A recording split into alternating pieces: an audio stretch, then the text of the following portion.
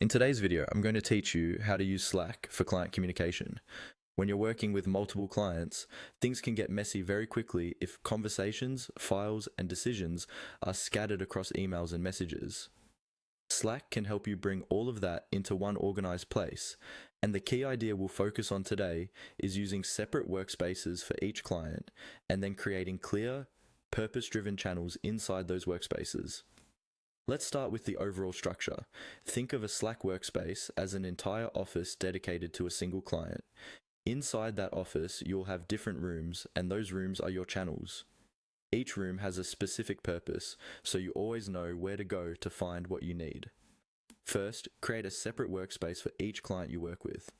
This keeps conversations, files, and notifications completely isolated from other clients, which is great for privacy and focus. When you set up a workspace, customize it with the client's name and, if appropriate, their logo or brand colors. This makes it easy for you and your team to immediately recognize where you are and reduces the chance of sending a message to the wrong place.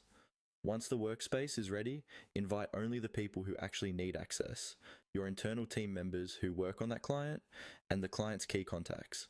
Keeping the membership focused helps avoid noise and ensures that everyone in the workspace really belongs there. Now, inside that client-specific workspace, you'll create channels for each purpose. This is where the organization really comes to life. Instead of piling everything into one general channel, split your communication into clear topics. For example, you might create one channel just for day-to-day updates and check-ins, another for project planning and timelines, and another for sharing files and deliverables.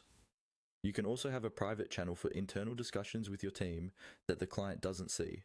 When you create a channel, choose a short descriptive name and write a brief description, so anyone who joins later understands what belongs there.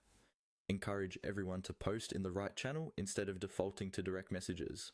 This keeps information transparent, searchable, and easy to reference later.